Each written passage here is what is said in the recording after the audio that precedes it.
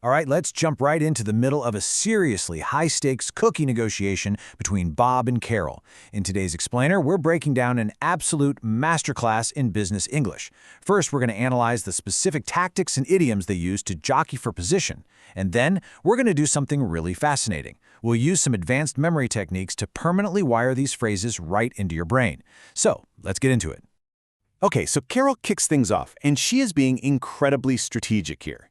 She says, Bob, I've had a chance to crunch some numbers, and I think I can pay you $2 a cookie. Notice that first key idiom, to crunch some numbers. She's effectively anchoring the opening price by implying her offer isn't just, a random guess. It's actually backed up by hard, cold math. But, as you might expect, Bob isn't just backing down. He fires right back. $2 a cookie? That's out of the question. We lose money. By throwing out the phrase out of the question, Bob is drawing a very hard line in the sand. He's not simply saying no, he's sending a clear signal that her initial offer is just entirely unacceptable. And honestly, this perfectly illustrates your classic negotiation gap. Carol asks Bob what he actually had in mind, and he reveals his target price, $3. Carol notes that's a bit steep, which leaves us with a $1 gap.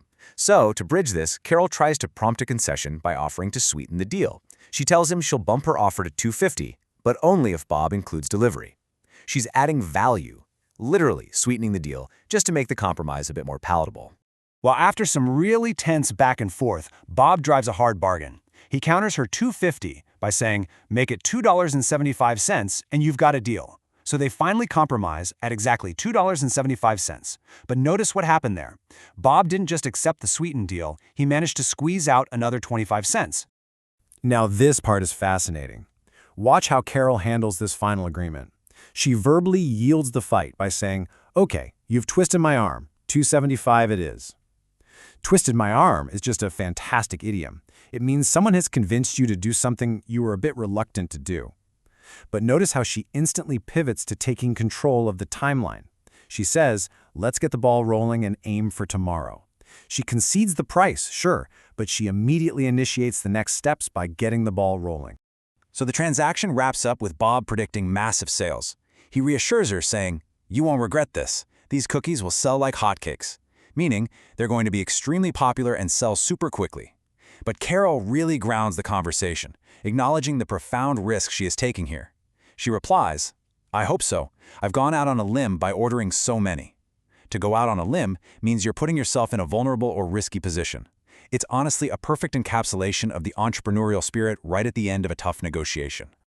Okay, so here is the million-dollar question for us. How can you guarantee you will never forget this advanced business vocabulary? We've just covered 7 incredibly useful idioms. Crunch some numbers, out of the question, sweeten the deal, twisted my arm, get the ball rolling, sell like hotcakes, and gone out on a limb.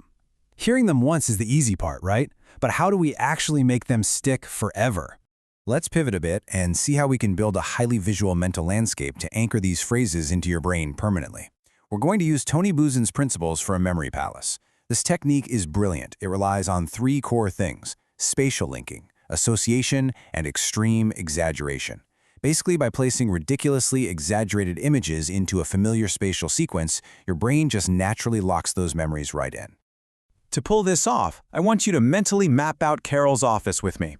We're going to build a mental journey across these exact physical locations in a very specific order.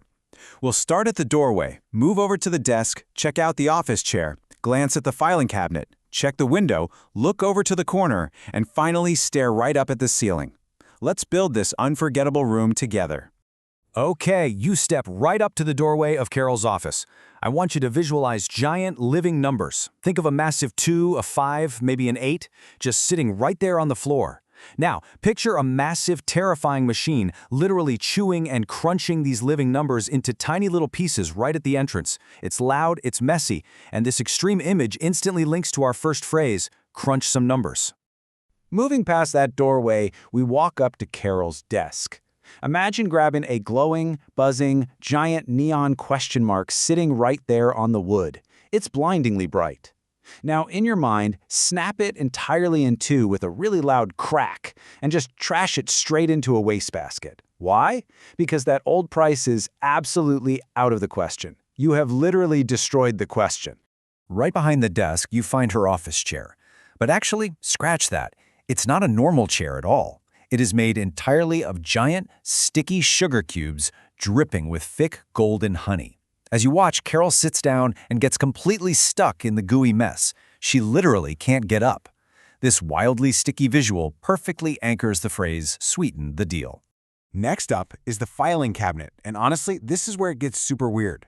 Picture a giant, metallic robotic arm sticking straight out of the top drawer. As you watch, the metal arm violently twists its own elbow, bending thick steel into a perfect pretzel shape. You can hear that screeching metal sound, right? That perfectly secures the phrase, "twisted my arm." Now look over at the window. There's a terrifyingly heavy, massive bowling ball just sitting on the windowsill. Suddenly, it starts rolling, it picks up tremendous speed as it travels down the ledge, completely flattening staplers, crushing pens, and just destroying office supplies in its path. The sheer momentum of it makes Get the Ball Rolling absolutely impossible to forget. Tucked way over in the corner of the office, picture a steaming hot stack of massive pancakes sitting right there on the floor. But the room isn't quiet. There's a chaotic, sprinting crowd of people rushing that corner. They are desperately throwing handfuls of cash at the hot flapjacks, fighting to grab one before they're completely gone. This wild, loud scene totally sears the phrase, "sell like hotcakes," into your memory. Finally, look straight up. There is a literal tree branch growing right out of the ceiling tiles. And sitting on the very edge of it is Carol. She is dangling dangerously over the room, holding on super tightly and looking down at all the chaos below. This perfectly and visually defines what it means to go out on a limb, putting yourself in a highly precarious, risky situation. By tying these phrases to such wildly ridiculous and exaggerated visuals, you're literally bypassing standard, boring memorization and wiring the English language directly into your spatial memory. So, let's wrap up this explainer by asking yourself, are you ready to go out on a limb and apply these extreme visualizations to master your own learning goals today? Seriously, try creating your own memory palace for your next challenge and just see how incredibly powerful your mind can actually be.